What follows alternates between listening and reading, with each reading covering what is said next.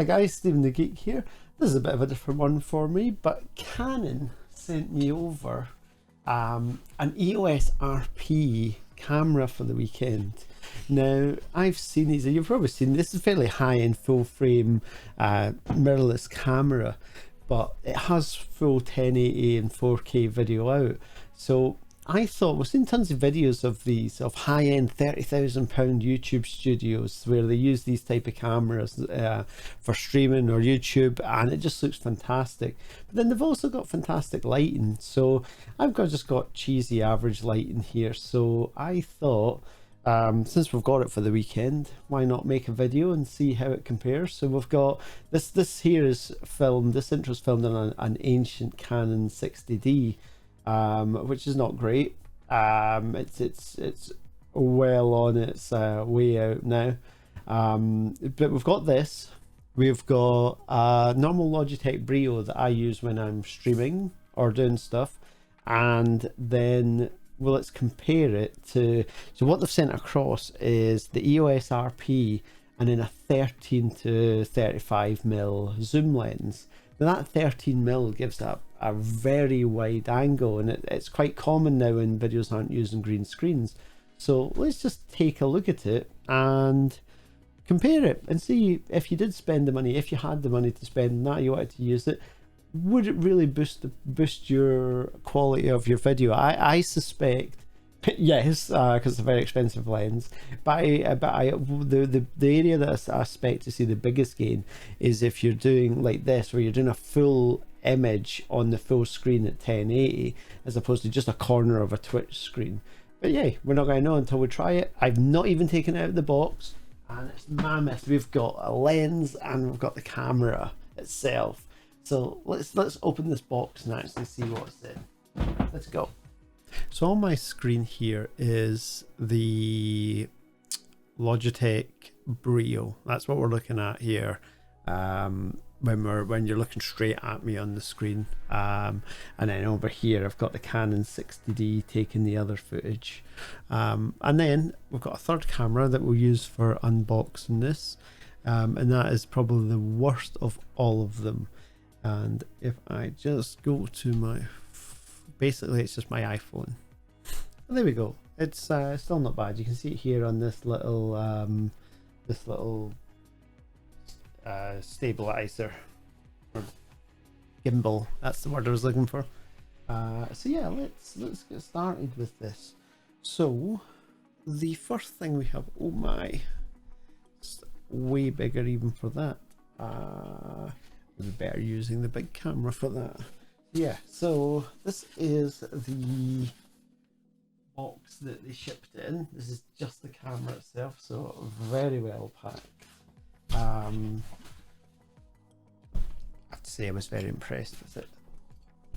But then I'm guessing this goes out a lot to people, and other than sending me a whole bunch of stuff, you can see there in the box is, and it's a bit dark,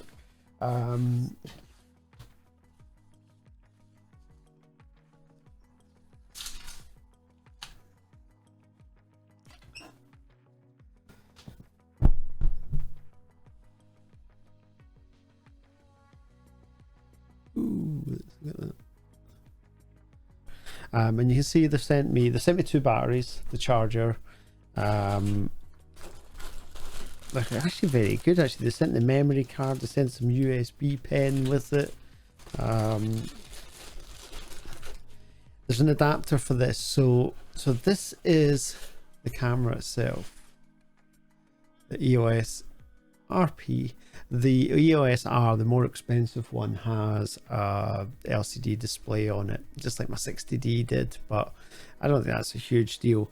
Now, the thing that makes these things special is, probably of all, is just the size of the lens on it inside.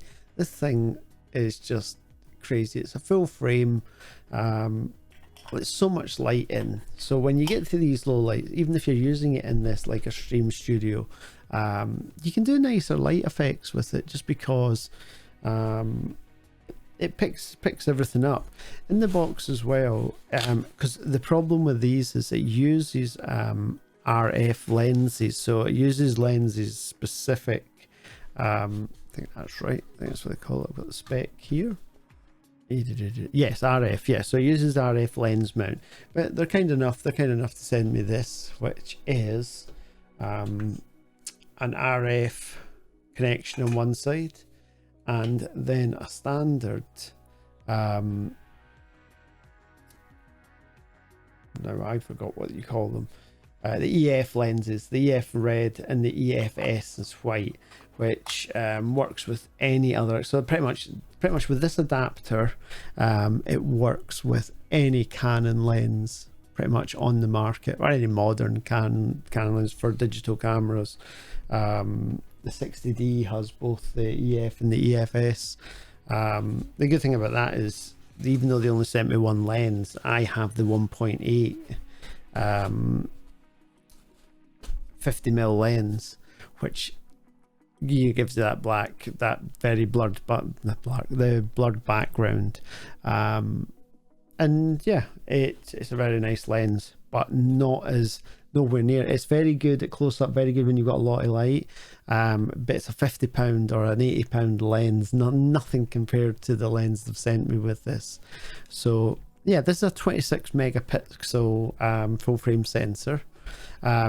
It can do 1080, 4K, but the 4K is weird on this. I'm not looking at this. This is why I'm waiting for the EOS-R5. The 4K on this is cropped, so you don't get a full 4K image from it. It's only 25 frames a second, which is fine for certain stuff, but not if you've got any kind of movement in the frame. So I'm not looking at it for that, but the fact that you have a 4K sensor means when you're using 1080, you're getting a nice 1080 compression from a 4K sensor, so you end up with a better 1080 image on it, or full HD image. So it's very similar to other Canons actually. When I get my 60D off that we're recording with, I can show you it, but basically it's got the same flip out screen. So the good thing for vloggers is obviously you've got that flip out screen there, then you can actually see what you're recording. It's good for me when I'm setting the shot up, even if I'm just setting it up on a tripod. Other than that, it's pretty normal digital camera. Aperture, shutter speed priority, aperture priority, 3 programmable buttons for anything you want on it. And what I'll be using it for mainly here is the video. And the big thing about this over some of the previous cameras was you actually have a clean 4K and 1080 output on this. If you use an external recorder, or what we're going to do today is use it with a normal capture card that we'd use. So it's got USB-C there for connecting it up. I believe there's new software come out for this that allows it to just connect like a webcam. But why would you do that when we've got a capture card here? Audio input on the side. The one thing that impressed me about this is it's remarkably light. I know I was super impressed with it because I thought they were sending me an EOS-R, not an RP, and the R has a much heavier, I think it's magnesium body, so it's completely weatherproof on it. But yeah, this still feels it still feels chunky, but and I believe the palm rest in it, so your bottom finger tends to go underneath with it, rather than holding it completely in there. But yeah, it's actually a nice light camera. And that's pretty much all that's there. There's supply just 2 batteries with it, so we should be able to do a test straight away. And then let's put this down. This is almost as important as the camera. They have sent this, and pretty much had my choice of it, but for any kind of streaming, I think I'm opening a military case with this thing, so we'll hide that. And basically all that's in it is a hood and this beefy lens. Now this is, I think I said it was a 30, no, it's a 15 to 35. I said a 13 to 30, but it's a 15 to 35 lens on it. I believe it's f2.8, which is still a very good quality lens. No, it's not 1.8, but those things cost absolutely thousands. But if we put this case down, so we're going to be plugging this in a minute anyway. So this is what makes these so special. It's just the sheer size of that lens, and I'll show you it compared to one of mine. Hang on a second, I'll get another one of my lights. Right, yeah, so you compare it to this. This is what I have on for my 60D, and it gets some very pretty shots. It's a 50mm. The problem with it being 50mm is it's an EF lens, which is for full frame cameras, but the 60D is APS-C, so it takes everything up by, I forget what it is now, is it like 60% or something, or 40% more? I think a 1.6 crop or 1.4 crop. It basically ends up at this 50mm, ends up more like 76mm, which is quite a zoom lens. When I bought it, I thought, oh yeah, I'll get a 50mm and it should look quite nice, but it's almost too zoom, and you'll see that when you compare this, which is what all my my first two YouTube videos were filmed in. But you just have to look. If I take the caps off this, look how much more light is coming in there. It is just, you can see even just in the inside, it is massive compared to that. And that's just that, plus the lens quality. There's just not even the same league of prices from it. So I just want to get this on. We'll mount this up somewhere. We'll shunt it to like 15mm, which will give me a super wide. Yeah, I'll give it 15mm and it'll get us a super wide shot. And so what we should be able to do is we should be able to mount the camera in, basically we should be able to mount the camera in reach of us, which means if I want to do a zoom in, we can literally just reach the camera and twist. But yeah, it is bloody heavy though. It's heavier than the camera. And that's what makes these cameras so heavy, is when you put these very expensive glass on them. But if you want that ultra sharp image, it's pointless getting an expensive camera and then putting a cheap lens on it. So yeah, let's go and get this on and set up. Right, so let's get this lens on. So we'll just it off. We don't want to get any dust on the lens, so we just take the caps off. We match the red up on here, and there'll be a red mark here, and you don't want to keep it exposed very long. And we just twist until it locks. These screw together so no dust goes inside. You can see right away then this is suddenly it becomes, now that's heavy, and the thing is, this is one thing straight away that would make you worried about having this as a camera, as a like a vlogging camera. I mean, look at the size of it. I mean, this thing weighs like 2 kilos. It is a beast. You almost be holding it like that. You almost be holding it like taking the picture like this.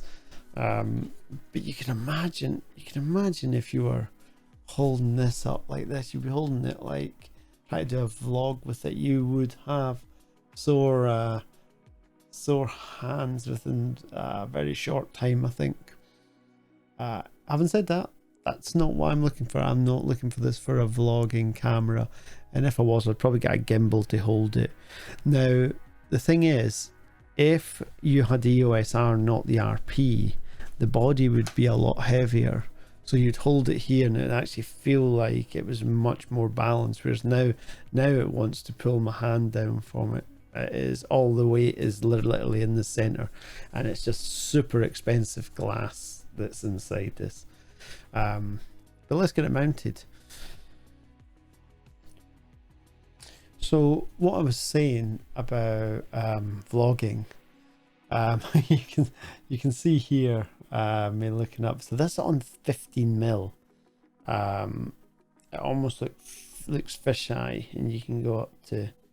But if you're doing it, if you're walking along, you could actually hold it like this. Now the thing about it is the autofocus. So if I touch it here, one thing I noticed is when you put other lenses on it, like I put that cheap lens, that 1.8 lens on it, the focus is so loud.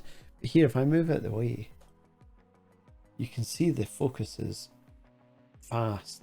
Like with the chair, it's fast and it's silent. That is what's impressive. So you could do it. You could, you know, if you were using it as a camera, but you wanted to do it and go, way, let's go out onto the street. And it, you know, it's actually not that bad. You can pick it up and you can see my house here. And what we'll be mounting it to, and I can do this, and I can turn the screen around so I can see what I'm recording. So I my wife's desk here. You can see the tripod that we will be mounting this on. So it's just an Elgato. It's actually the Elgato stand for the light. So yeah, we'll mount it on that. We're going to mount it on the desk. So this is my desk here that you're used to seeing. And I've been putting it way over here, so I have to kick my wife off every time she wants to do, every time I want to record something. But I'm figuring if I can mount it here, if I just mount it on the desk, then we should get it here, and if I zoom it out, or not zoom it out, yeah, but if I take it to 15mm, we could probably get the same as we had, but this time it's here. Now if I was away over here, now look at the room we can get. You know, you can get a proper studio setup, and it's going to look crystal clear. You could even go into, you could probably, from here, you could probably go into 20mm. And it's going to be about 15mm here. So it's quite common for people to have it like here. And that way you can actually see, you can see what you're recording, you can see the PC, and you can interact with people. And it's so close. The thing is, it's so close to this, like here. It's so close to the desk that I could actually grab it and say, hey, I want to zoom in on something. You could just put it on a big handle and just turn it. But I think that's going to be fantastic quality of it. But let's see what it's like when we get it on the capture card.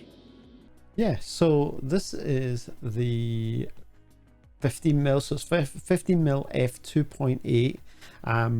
I can now reach out and touch it, which means, so rather than being the other side of the room, if I wanted to zoom in, I could just go way, hello, and then you still get the same sharpness, and the focus on it is phenomenal.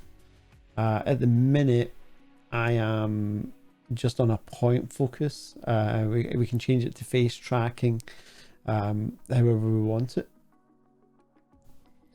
But yeah, that is to me significantly better. At the minute, obviously I'm looking at it on a small screen as I'm recording this. The big benefit for me is the fact that that was a 24mm over there by her desk, and this is on 15mm, so you can bring it a lot closer and then make it narrower. But yeah, if you wanted to, you can see if you're using it, like we'll move it again, we'll move it and we'll put it as if it's a webcam. But if it's a webcam, you could be on here, and I dare say if I switched off lights, I'm going to get another big light here, and yeah, that's it. Now we're getting the red glow from our accent lights. I can probably show you that over here. The accent light over there, just on the wall. But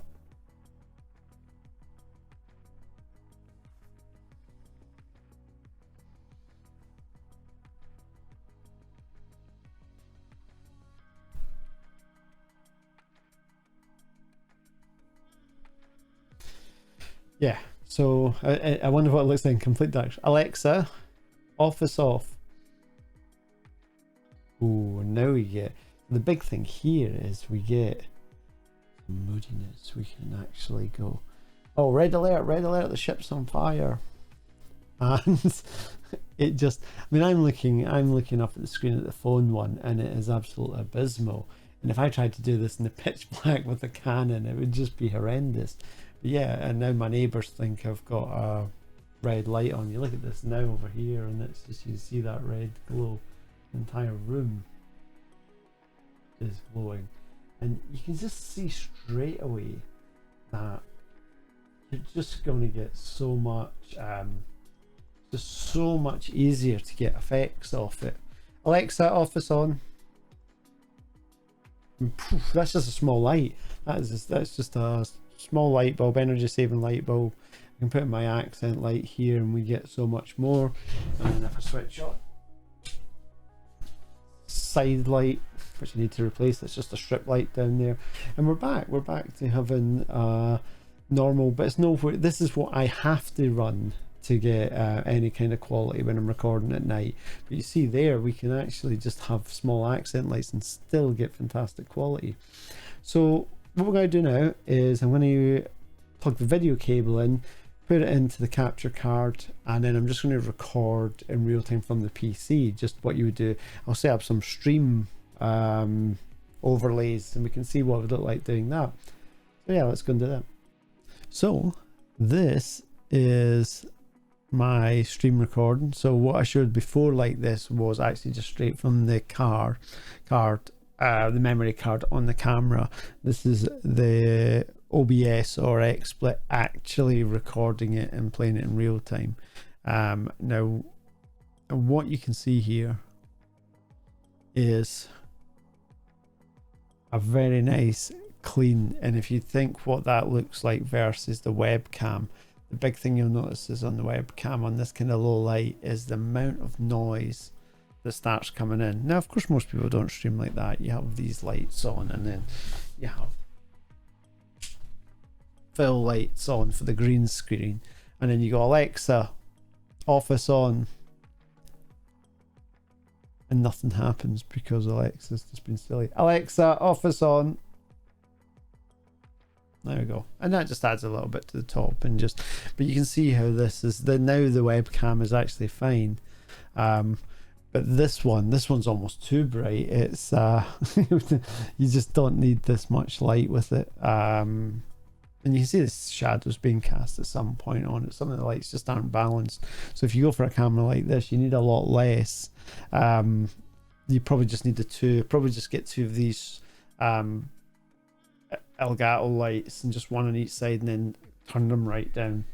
It's hard because I actually like the Brio, just because it's in the room. The t-shirt seems softer, looks clean and smooth. This looks bulky, and then, but that's just because I'm a fat git. No, it's just side view. This was further back again.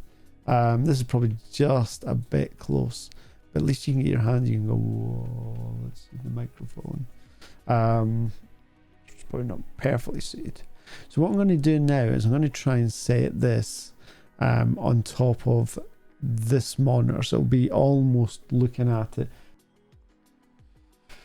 Yeah, so you can see here, this is just one light on, so now you've got a lot less, like you've got shadows, and you've got the light of this monitor, which you're going to get a lot more light off the monitor. For instance, if I quickly minimize the browser, oof, you're now getting light off the monitor coming through. In fact, you can see the reflection in the glass. It wouldn't be great to have glass here, would it? But we've got a low room with one light, I mean, if I wanted to change, the color, so let's try, instead of red, say I wanted it blue. We got that. Maybe a bit.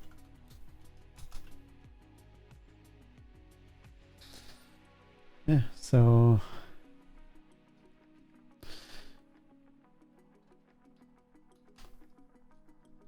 actually you could almost have it white. Your only light. Turn that brightness down to 150. Yeah, you can see you've got a normal warm light just with one single light. So I've got absolutely no front light except for the monitor on this. So I bet if you went, where's the blue again? That's blue on 80. You get just a blue glow. Yeah, you get a lightsaber blue glow. And it's lighting the room, although it's not lighting up the room enough.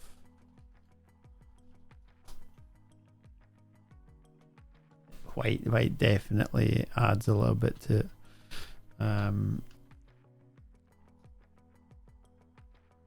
Too bright even. Too many highlights. So that's interesting because the all white definitely complements the screen. So yeah, you can pretty much get away with just a single light and you still have it. And I think that's where the power comes in. And if we go to full screen on that as well, and look at that, it's there's no noise, no hiss. It's a perfectly beautiful signal. Yeah, I like that. Like, you can even see my dodgy hair. That is what a 15mm lens does for you. That's a just chatting page where it's like that. But yeah, when you're in the office where we're doing stuff, we can see what we're doing. We can show things. We can get the lenses out and we can talk about it and hold it up, and you get a very sharp image. I think that's a. I think this is a nice. I need to tidy my floor up right enough if I'm going to do this. But yeah, that's a very nice picture. I think I'm quite impressed with that. Am I £3,000 impressed with that though? That is another question. Bear in mind the EOS-R5, which will be 4K, it would be a lot good for, so a lot better for YouTube videos as well. That's where this comes in, because you have a lot more control over what you do. Because I can do everything at this one desk without having to take over the rest of the office and take over my wife's office every time I do it. Plus, this camera picks up these reds and stuff much better. Yeah, I like that. I like that a lot. Yeah, I definitely think I want to redo my office so this wall's not just here. I can see why people do YouTube desks and Twitch desks, because it really isn't the same. Anyway, hope you find this useful. Later. Oh wow, I love having this. I do like having the big wide room, you gotta admit, that is good. Hey guys.